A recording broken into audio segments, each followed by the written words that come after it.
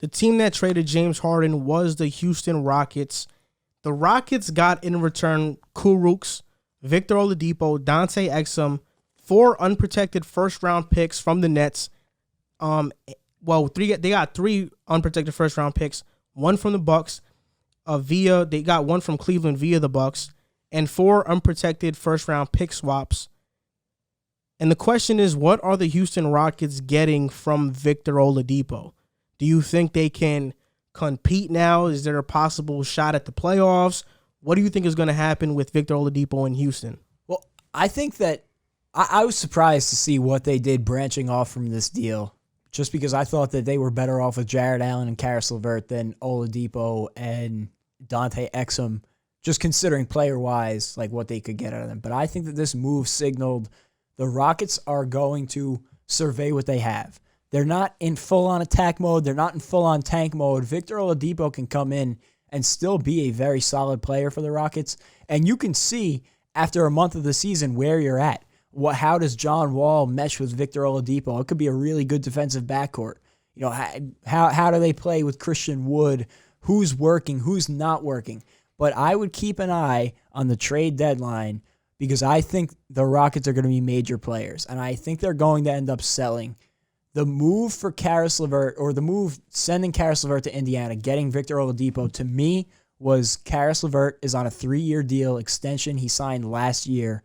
Victor Oladipo is on an expiring contract. So if VO comes in and plays great and the Rockets are in the playoff hunt, that's awesome. Like, you know, why not buy at the deadline? We have some pieces. We just got a lot of picks. Maybe we could buy at the deadline and make a run at this thing. I don't think that's going to happen, but maybe they extend Oladipo then.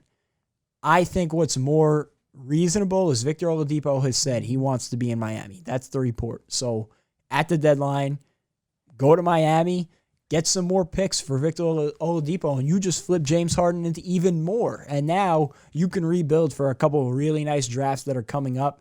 You still have some great talent on the team, and you don't have to worry about being locked into players that you didn't sign. You just got what you could from a deal when you needed to, because they couldn't hold on to James Harden any longer and try and, get water out of the stone here. They needed to deal Harden because it was only going to go south from here. So I think they did well, and I think you're going to see them at the trade deadline flip Victor Oladipo, flip PJ Tucker, maybe flip Eric Gordon to a team who's a competing team maybe could use him. I doubt it, but I think they have some flippable pieces at the deadline, and I think you'll see them end up doing that. I was actually surprised that Victor Oladipo got traded. I thought he was playing really well and he was doing this thing, but Houston it's weird because I don't know any team that will really go out aside from Miami and look for Victor Oladipo because he's going to be on an expiring contract. So I don't think he doesn't want to go anywhere besides Miami. I don't see why Miami would beast for him because I think they'll have to give up some pretty good assets from. I think their team is cool right now and they can wait on another guy to come in. But I think with Houston, they have a lot of things to figure out. You know, John Wall's due for 2 more years, I think, of $44 million. PJ Tucker, I know they're going to probably trade him to a contender soon. They just paid Christian Wood. DeMarcus Cousins is there. Oladipo's there now too. So I think they're embracing the rebuild mode.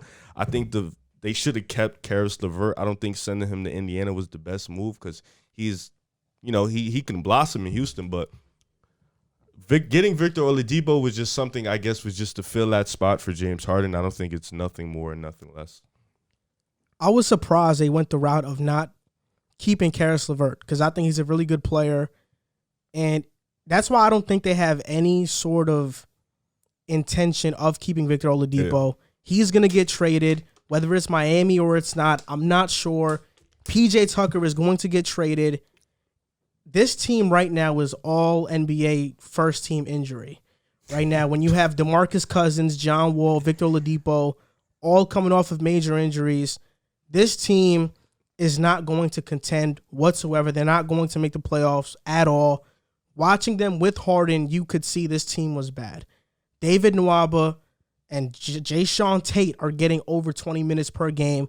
Eric Gordon has not been shooting the 3-ball well, yet he continues to launch threes from the logo. This team is a mess right now. Steven Silas has been put in an impossible situation. The only bright spot is Christian Wood, who has a case to be the most improved player, but it might go to Jeremy Grant because he's been playing that good with Detroit. DeMarcus Cousins is not the same. Even when he was the best center in the NBA, he was always a bad defender. Always a bad defender. And sometimes he's unplayable for the Rockets because he gets into foul trouble or he can't guard anybody. And he doesn't have that same offensive repertoire that he once had because of all those injuries. Houston has to just try to sell these guys, Victor Oladipo and Tucker. John Wall's contract is untradeable. There's no way they trade his contract. Yeah. This is the team they're stuck with. And right now, you look at the lineup, John Wall, Oladipo, Daniel House, P.J. Tucker, Christian Wood. It sounds good. But when you watch them play, there's just something about Houston that isn't right. Maybe it was Harden's attitude there. That could be something. But now they got a backup point guard with Dante Exum, who I think will probably stay. Eric Gordon's there. Ben McLemore has been healthy. Jay Sean Tate. But, man, they the put Rockets, themselves in a deep hole. Yeah. After trading for Russell Westbrook, this team has just went downhill. I think it was obvious that this team was going to go this way. And I think the Rockets put themselves in this position themselves because they overplayed their hand when trading James Harden. You could have traded him to Brooklyn earlier and got Allen, Dinwiddie, LeVert, and the picks. But instead, you wait. And now the only guy you got in the deal was Oladipo and Dante Exum. Not even that. Like, there was, no offense to Brooklyn, but there was better deals on the table. I mean, I feel like Miami's deal was pretty. If they would have bumped it down a little bit, they could have got maybe a Tyler Hero, a bright star, or they could have got Ben Simmons if they would have bumped it down a little bit. I feel like they were just, like you said, they waited too long. And they were asking for too much, and they felt like they got a little ahead of themselves and felt like they had too much power. I think they, all things considered, taking in the timing after what James Harden said in his press conference. What is that now?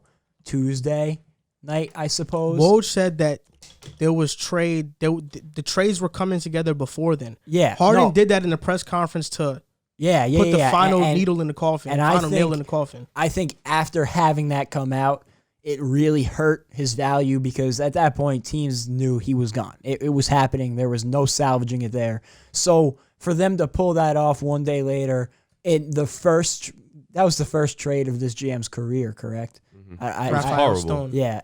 I think he did okay considering the circumstances. After what he said in the press conference, the value went down so much. Now, here's the way I look at it for the Rockets. You hope that in 3 years – you get John Wall's contract off the books, or earlier if somebody's stupid enough to take it. I don't think that anybody is going to take that contract. But if I'm not mistaken, his contract's up in 3 years, 3 or 4. Either way, you get that contract off the book in 3 or 4 years. The picks in that deal go 7 seasons, and there's at least 2 pick swaps late in the deal. So you have to hope that in the next 3 to 4 years, you get John Wall's big contract off. What? 3 years player option? Yeah. Okay, so in the 4th year, you hope $47 million in that third year. You get John Wall's contract off, and then in that time frame, you hope that things blow up in Brooklyn. Kyrie becomes a head case, goes and retires. KD and James Harden don't work out, and they both leave. And the Nets would stink because they won't have any of their assets. It will be very tough to rebuild. And you saw, even though Sean Marks pulled off a spectacular rebuild, it took probably 4 or 5 years to really get them back to a good team. So in that 3 years after the John Wall contract, you would have 3 years of Nets picks/pick swaps where you would be picking top 10 in this perfect world for the Rockets. I know I'm being an optimist. I'm trying to be. This deal was good for the Rockets. Raphael Stone, in terms of the picks, did an exceptional job. There's no doubt about it. Just the players, you only got Oladipo and Exum and Kurucs. I thought the players sucked, which means that they're trying to sell. I feel like LeVert, you could have kept him for the foreseeable future, but I do like getting James Harden out there because he didn't want to be there. Makes sense. But you still got that John Wall contract. I mean, they just have to hit on the draft. That's just something they have to do. And I want to say, like, they're just going to tank, but how do you do that when you have John Wall making $40 million for the next 3 years? They're going to have to try and trade him. Even if he is good, luckily for them, the West is loaded. So I don't see them even if they're competitive every night. I don't see them winning a lot of games. That's a good point. Because the West is pretty loaded. So luckily for them, they're in a time where the West is 13 strong, maybe even more. So they'll be losing games even if they're as competitive as they can be. And I think another interesting component of this deal, and another reason why it's good for the Rockets, is now at the deadline they could turn around and say to the Eastern Conference, "We just shipped our boy to Brooklyn. You guys are going to need some defenders. Guess what? PJ Tucker, one of the best defenders in the league. Victor Oladipo, one of the best perimeter defending guards in the league. You know, maybe it's a bit of a stretch, but he was an All-NBA defensive player before he got hurt. So you guys want to defend with those teams. You think you got a shot.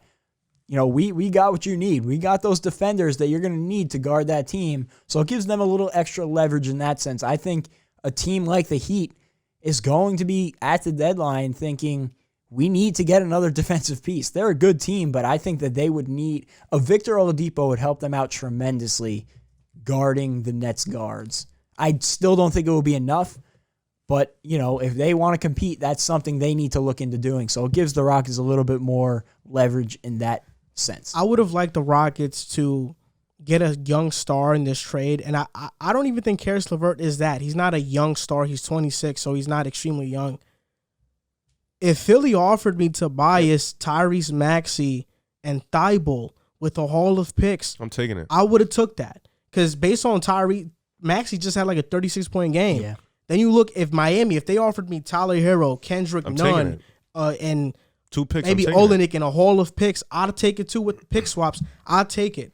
I just think right now that they're banking on these picks hitting, and I just don't think that's a recipe for success because picks in the NBA are not like the NFL. Picks in the NBA, they fluctuate a lot. Players are much more projects than they are like solid guys. In the NBA, it's so hard to hit on certain draft picks. They have to be in the perfect situation. And based off the situation that the Rockets are building now, I don't think it's going to be a good culture moving forward. A lot of these players are going to be gone next year. Yeah, I agree. And this deal was the best draft capital-wise, I think. But you know, the big question is, was Ben Simmons on the table? If Ben Simmons was on the table, that's right now. a deal that you should have taken no matter what. I don't know what else. Did they say what else was included in that potential deal? Give me a second. If you could have gotten like Ben Simmons and maybe Matisse Thybulle and maybe like 2 first-round picks, I think that would have been a better deal just because, like you said. I'm not as high on Ben Simmons as everybody else. I think Ben Simmons is a good all-around player, but I think he is a better Draymond Green. If anything, he can't be the best player on the team. He can't be the second. He has to be like the third. He's a glue guy that gets everybody in position. But right now, he's averaging 14 points per game. Ben Simmons is not this young superstar player people think he is. Even if he isn't, he's still 24. You know, he's still young. 24, we know who you're going to be at this point in the NBA. But he's still somebody you can build. You have a foundation, like a piece there where you can say, all right, we have somebody here. Let's go get more talent to build around. That's still better than what they have right now on the roster. And if anything, I think he's a better flippable piece than Victor Oladipo. Yeah, definitely. He could have flipped that for something even more. Who knows? I don't think that this deal was as lopsided as people. You know, I saw people thinking that this deal was like a home run knock out of the park for the Nets. And while they got far and away the best player in the deal, the Rockets did well. Ben Simmons was on the table, but Harden was pushing for Brooklyn. So they did what Harden wanted to do inevitably. But Ben Simmons was on the table. And he's got 3 years on his deal now, Harden? No, Harden has 2. He leaves when they all leave, I believe. A team that did really well in this whole James. All 3, right? Yeah, they would have. I think one of them, or they would have to figure out. You know, they would have to take some type of cuts, but they could still get more than enough money.